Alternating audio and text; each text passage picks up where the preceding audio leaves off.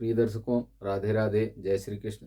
मैं आपका ज्योतिष सलाहकार सुदर्शनाचार्य संदीप त्रिपाठी आपके अपने YouTube चैनल एस्ट्रो राधे गुरु में आप सबका हार्दिक स्वागत एवं अभिनंदन करता हूं। दर्शकों, आज हम रोहिणी नक्षत्र, वृष राशि और वृष लग्न में जन्म लेने वाले जातकों के विषय में विस्तार से चर्चा करेंगे। ऐसे जातक, ऐसे लोग जिनका रोहिणी नक्षत्र में जन्म हुआ है और जिनकी वृष राशि है और वृष लग्न में जन्म भी हुआ है, इनका स्वभाव कैसा होता है, इनका व्यक्तित्व कैसा होता है, इनका करियर कैसा होता है, किन किन क्षेत्रों में रोजगार की अधिक संभावनाएं होती है, कौन कौन से क्षेत्र इनके लिए ज़्यादा सुविधाजनक होते हैं, इनका सकारात्मक पक्ष क्या होता है, नकारात्मक पक्ष क्या होता है, इन सब विषयों पर विस्तार से चर्चा करेंगे।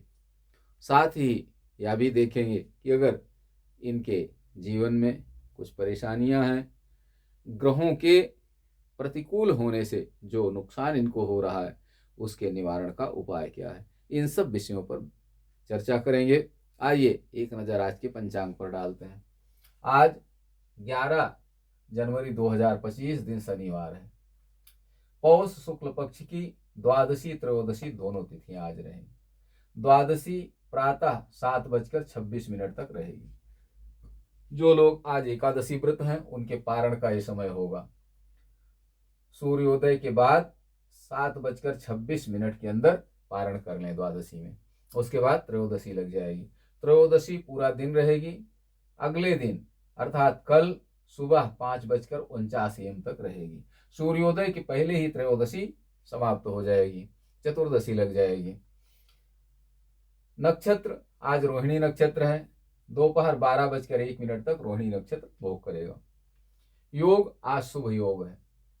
आज सर्वार्थ सिद्ध अमृत योग 12:01 तक दोपहर तक रहेगा। सर्वार्थ सिद्ध अमृत योग जैसा कि नाम से ही पता चलता है, सर्व अर्थ सिद्ध योग, ऐसा अमृत योग जिसमें कोई भी साधना सिद्धि, कोई भी शुभ कार्य किया जाए तो सिद्ध हो जाता है। इसके लिए आज बहुत शुभ समय है।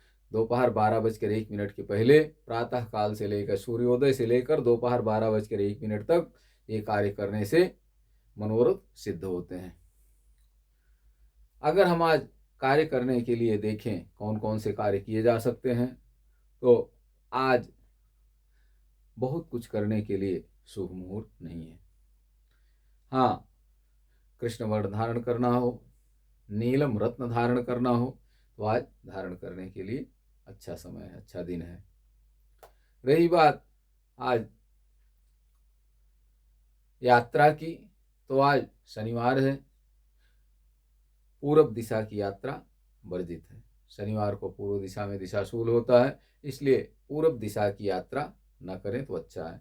और बहुत आवश्यक हो तो यात्रा पर निकलते समय थोड़ा अदरक मुख में डाल लें, पूछते हुए यात्रा करें तो आपकी यात्रा सुखद होगी। ये सब परिहार हैं दर्शकों। इन सब को करने से जहाँ अनिवार्य होता है कि आज जाना ही जाना है, वहाँ ये सब उपाय किए जाते हैं। अन्यथा अगर बहुत आवश्यक न हो तो नहीं जाना चाहिए, क्योंकि ये सब हमारी पौराणिक मान्यताएं हैं कि इन दिशाओं में इस दिन निगेटिविटी रहती है। इस दिन कार्य करने से सकारात्मक ऊर्जा नहीं मिलती, जिससे हमें निराशा होती है, हमारे कार्य सिद्ध नहीं होते हैं। इसलिए दिशाशूल सबको अवॉइड करना चाहिए, बचाना चाहिए, ध्यान रखना चाहिए इस बात का। और अगर बहुत आवश्यक हो तो उसके निवारण का उपाय जरूर करना चाहिए। आज राहु काल 9 बजे से, प्रातः 9 बजे से 10:30 बजे तक राहु काल रहेगा। भद्रा नहीं है आज किसी प्रकार की। रोहिणी नक्षत्र एक ऐसा नक्षत्र है जिसे नक्षत्रों की रानी कहा जाता है। 27 नक्षत्र जो हमारे हैं ये सब चंद्रमा की पत्नियां हैं। प्रजापति दक्ष की पुत्रियां हैं जिनका चंद्रमा के साथ उन्होंने विवाह किया। तो ये 27 नक्षत्र चंद्रमा की 27 पत्नियां हैं। रोहिणी नक्षत्र के स्वामी चंद्रमा हैं और रोहिणी नक्षत्र के देवता ब्रह्मा जी हैं। दर्शकों, रोहिणी नक्षत्र एक बहुत शुभ नक्षत्र माना जाता है। इसमें जो भी कार्य किया जाता है वो सिद्ध होता है, ऐसी कल्पना है। भगवान कृष्ण का निवास स्थान माना जाता है रोहिणी नक्षत्र को। रोहिणी नक्षत्र धन धान्य भौतिक सुख का कारक माना जाता है। रोहिणी नक्षत्र में जन्म लेने वाले जातक सुंदर, रचनात्मक, सौंदर्य बोध युक्त होते हैं। ये दयालु प्रवृत्ति के होते हैं और सहानुभूतिपूर्ण तथा प्रगतिशील होते हैं और व्यवहार करते हैं।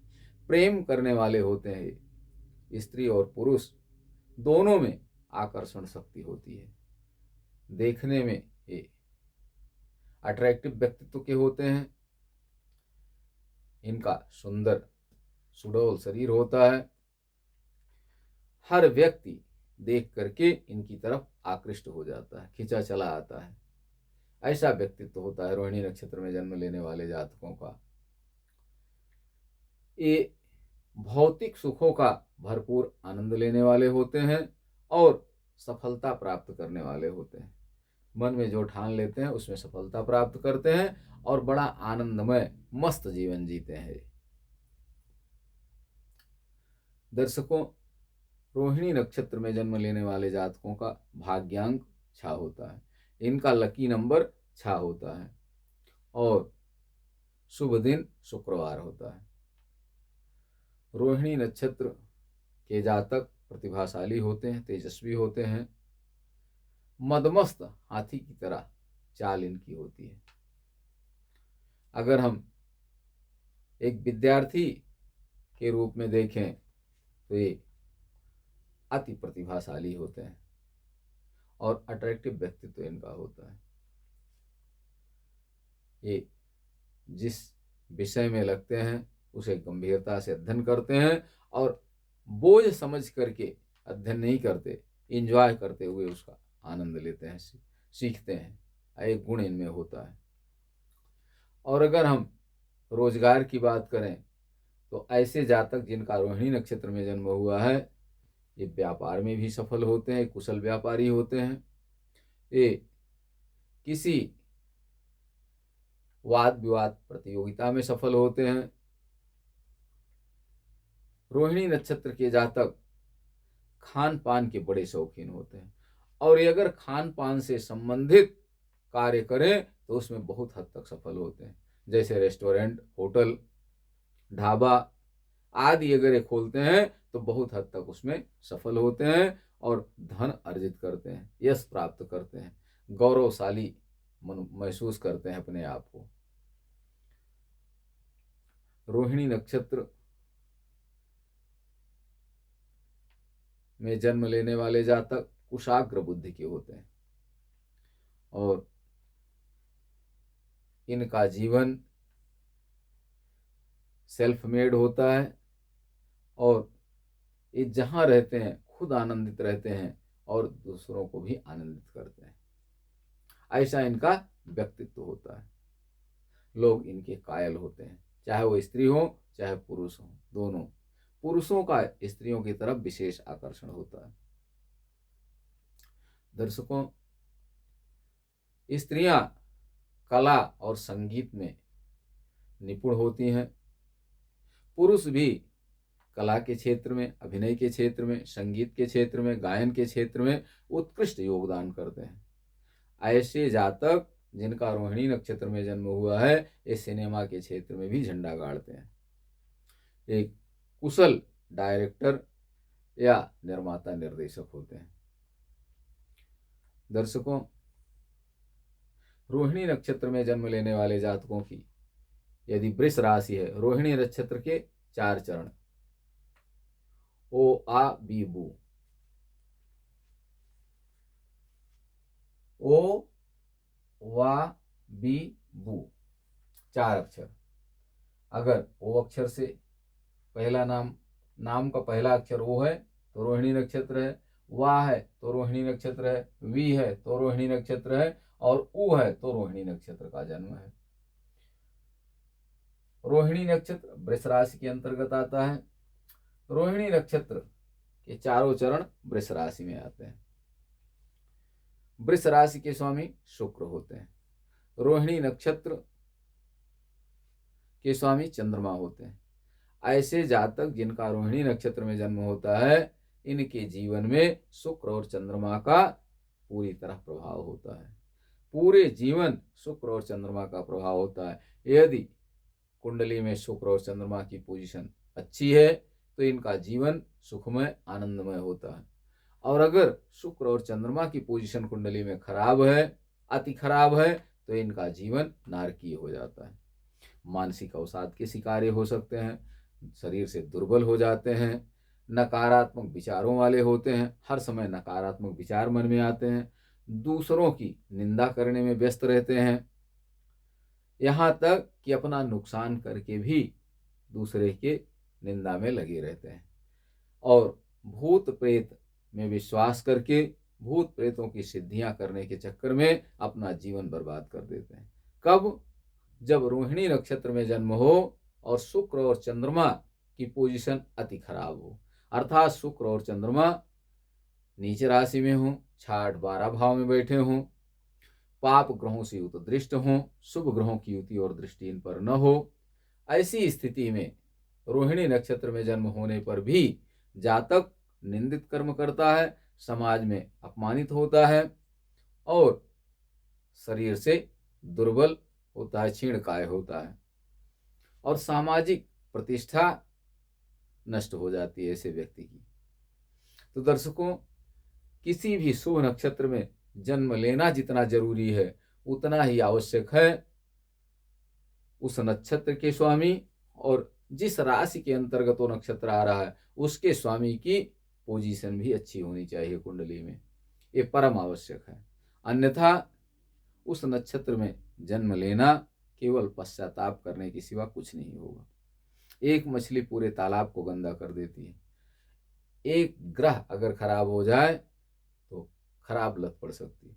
कुंडली में अगर शुक्र खराब है, भले ही रोहिणी नक्षत्र का जन्म है लेकिन शुक्र खराब है, तो ऐसा व्यक्ति छिछोरा हो सकता है, औरतों के पीछे पड़ा रहता है और कई बार अपमानित होता है, जेल की यातनाएं तक खानी पड़ती है। व्यभिचार के चक्कर में पड़कर अपना जीवन नष्ट कर लेता है। चंद्रमा यदि खराब हो तो मानसिक अवसाद का शिकार हो जाता है, मेंटली डिस्टर्ब रहता है और पागलपन छा जाता है जीवन में, सही गलत का विचार नहीं कर पाता है। चंद्रमा यदि खराब हो तो मानसिक स्थिति खराब हो जाती है, व्यक्ति की सही और गलत का निर्णय नहीं कर पाता है, उचित अनुचित का विचार नहीं कर पाता है और जो नहीं करना चाहिए उसे सही मान करके करने लगता है और अंत में प्रायश्चित करता है। तो शुक्र और चंद्रमा का अच्छा होना परम आवश्यक है। आइए देखें, ये आज का गोचर है, रोहिणी नक्षत्र का जन्म है, वृष राशि में चंद्रमा लग्न में स्थित है, वृष लग्न भी है, वृष राशि भी है।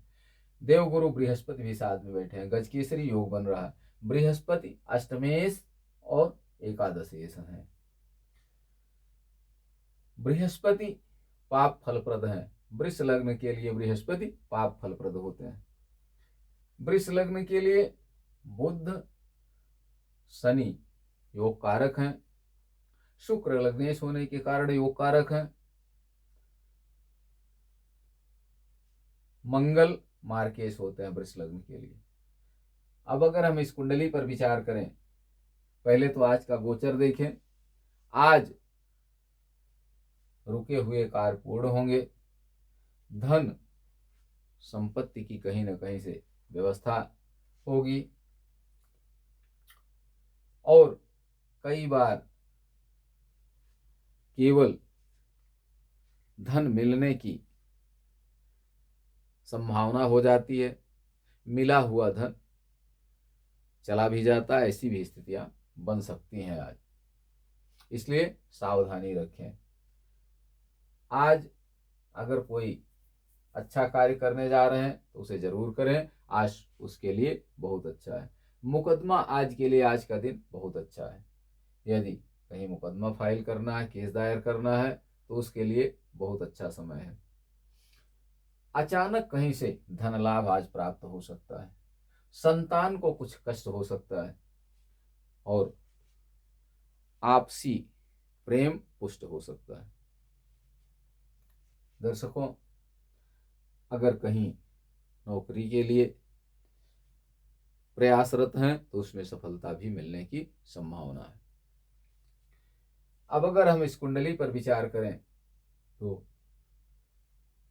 चंद्रमा बृहस्पति लग्न में है, मंगल पराक्रमेश सप्तमेश और द्वादशेश होकर मंगल तृतीय भाव में, केतु छठे भाव में है, बुध सूर्य अष्टम भाव में, भूमि भवन वाहन सुख के मालिक सूर्य अष्टम भाव में है, मित्र की राशि में है, पंचमेश और द्वितीयेश बुध साथ में है। बुधादित्य योग यहाँ बन रहा है, लेकिन क्या इस बुधादित्य योग का पूर्ण फल मिलेगा? बिल्कुल नहीं मिलेगा। क्यों? क्योंकि ये योग, अगर कोई भी राजयोग 6, 8, 12 भाव में बनता है तो पूर्ण फलित नहीं होता। 6, 8, 12 भाव से संबंध होने पर किसी राजयोग का फल कम हो जाता है। यहाँ बुध और सूर्य, बुध द्वितीयेश और पंचमेश होकर अष्टम भाव में बैठे हैं, सूर्य चतुर्थेश हैं, त्रिकोणेश और केंद्रेश का यहाँ संयोग बन रहा है, राजयोग बन रहा है, लेकिन ये राजयोग अष्टम भाव में बन रहा है। इसलिए राजयोग दिखाई तो देगा, लेकिन कितना पूर्ण होगा ये कहना कठिन होगा। इसका फल जरूर कुछ न कुछ मिलेगा, लेकिन फलों में न्यूनता होगी। शनि और शुक्र दसम भाव में बैठे हुए हैं, मकर राशि।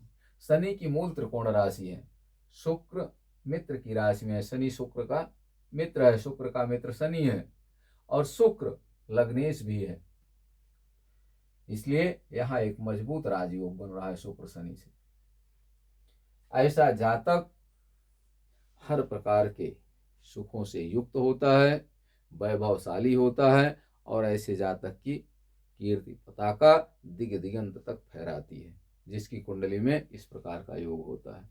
हाँ, छठे भाव से थोड़ा शुक्र का संबंध है, इससे कहीं न कहीं विवाद, झगड़ा, लड़ाई से संबंध जरूर बना रहेगा। अर्थात अपने प्रभुत्व की रक्षा के लिए कुछ न कुछ दंड का भी विधान करना आवश्यक होगा, ऐसा प्रतीत होता है इस कुंडली से। बृहस्पति लग्न में बैठे हुए हैं, चंद्रमा के साथ में है, शुक्र भी केंद्र में है और बृहस्पति भी केंद्र में है।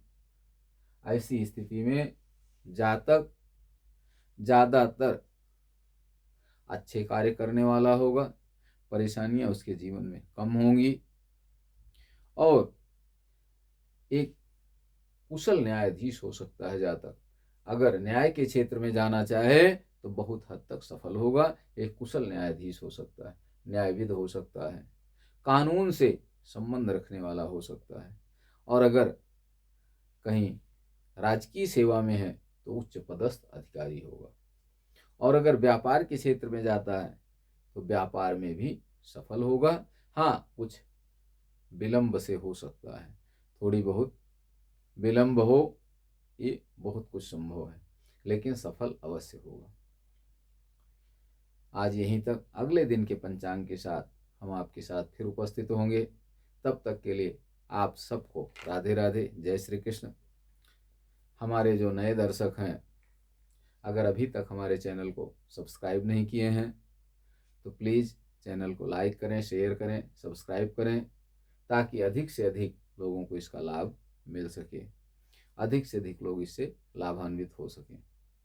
और अगर आप अपनी कुंडली दिखाना चाहते हैं, कुंडली बनवाना चाहते हैं, ग्रह शांति कराना चाहते हैं, या ज्योतिष संबंधी कोई प्रश्न आपके मन में है, चाहे वह संतान को लेकर हो, चाहे संतान की शिक्षा से संबंधित हो, चाहे अपने रोजगार के लिए हो, या किसी रोग आदि से पीड़ित हैं, तो उसके निवारण के लिए आप हमसे मिल सकते हैं।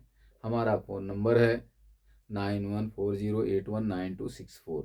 इस नंबर पर आप मैसेज भेज करके अपॉइंटमेंट ले सकते हैं, हमसे मिल सकते हैं और अपनी समस्या का समाधान पा सकते हैं। धन्यवाद। आप सब स्वस्थ रहें, मस्त रहें, हंसते मुस्कुराते रहें। जय हिंद।